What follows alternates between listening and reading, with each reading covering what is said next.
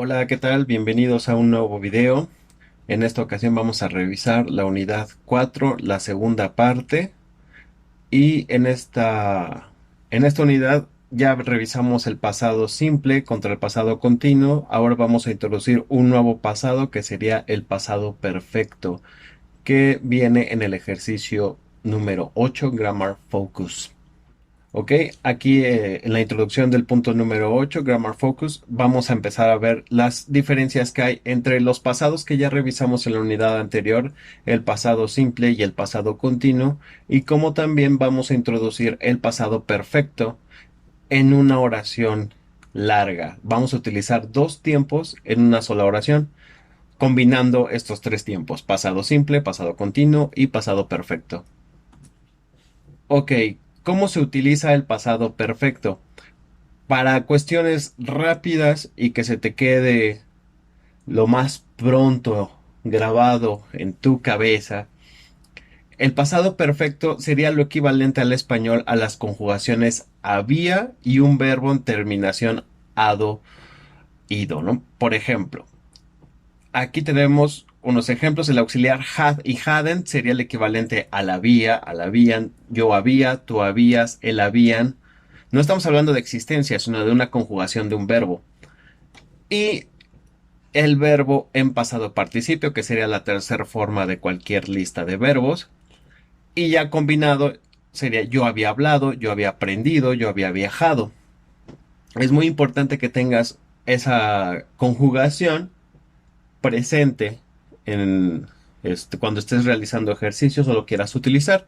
Será mucho más fácil de emplearlo si tienes en mente que este tiempo, el pasado perfecto, sería lo equivalente en español a un había hablado, a un había aprendido, a un había viajado, había hecho, había realizado, etcétera.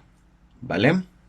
Normalmente se utiliza cuando estamos contando acciones como relatos, historias a X persona o de forma escrita, ¿no?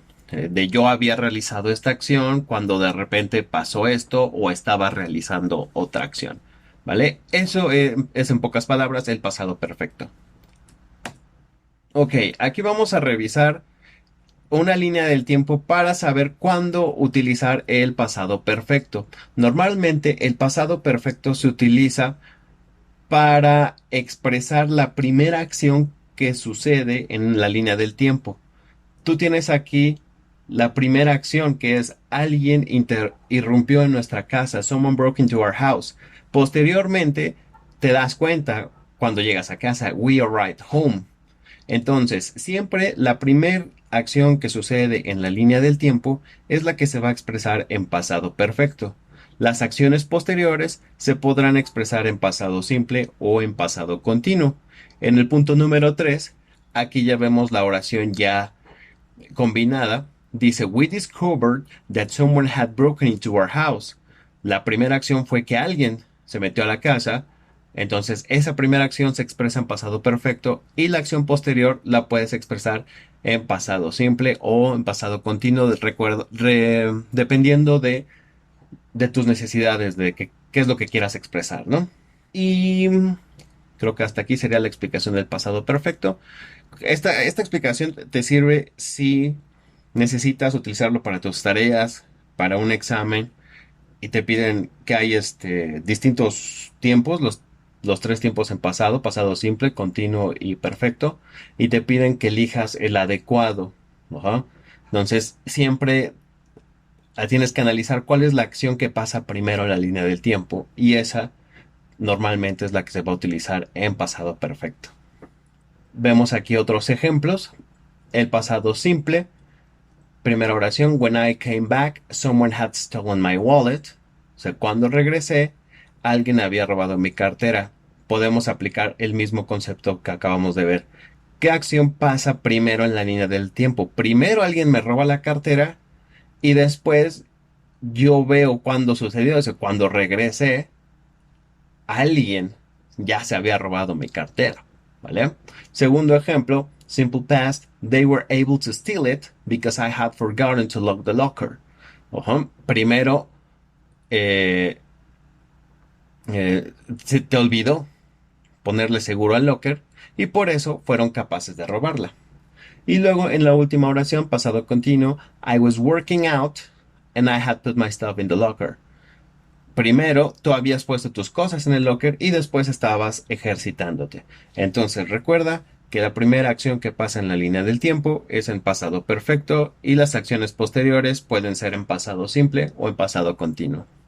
Vamos al libro.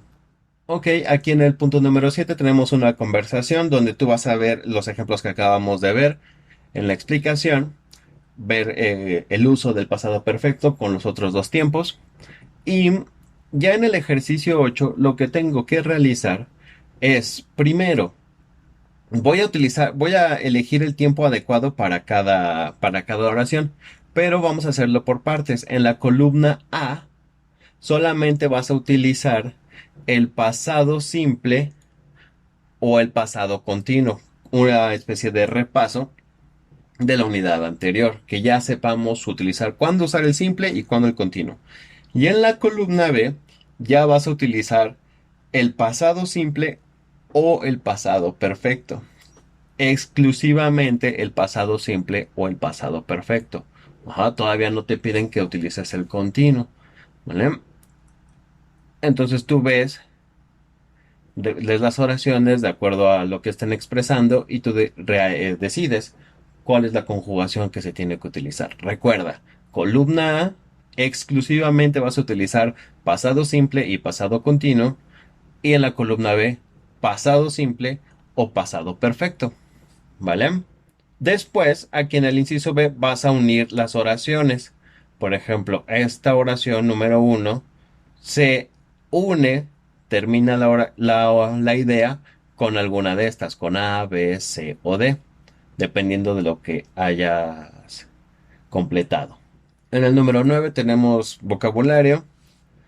Tienes que unir el concepto con los ejemplos que te dan. Por ejemplo, coincidence. Coincidence, ¿con qué ejemplo o cuál sería su definición? Por ejemplo, número 1, coincidence, su definición sería la F. Unexpected events that seem to be connected. Eventos inesperados que parecen que están conectados. Eso sería una coincidence. ¿Vale? En el punto número 10, speaking, tell me more, dime más, tú puedes escoger alguno de estos temas para poder escribir utilizando los tiempos en pasado perfecto, y pasado continuo y pasado simple para expresar solamente uno de estos. I faced a dilemma, I had an emergency, I wasn't able to solve a mystery, etc. Y lo expresas como está aquí en el ejemplo. I got two job offers, I could take either a job with a large successful company for a low salary, etcétera, etcétera. Esto sería solamente como guía. En el punto número 12 tenemos un reading, el cual puedes contestar y checar cuál es el significado de cada palabra, ¿no? ¿Cuál es el significado de moving on? Tienes dos opciones, de vanish, entire, y así sucesivamente. Ok, aquí ya en el ejercicio 6, en el workbook, tú vas a escoger entre dos opciones en paréntesis, ya sea pasado perfecto o pasado simple, cuál es el que se tiene que utilizar. Te dan aquí una palabra clave que after es una palabra clave y que normalmente cuando la veas la idea se expresará en pasado perfecto. Aquí tenemos after, palabra clave, y por lo tanto se expresaría en pasado perfecto. She had called. Recordando que el tiempo pasado perfecto es muy común cuando estamos contando anécdotas, relatos, historias.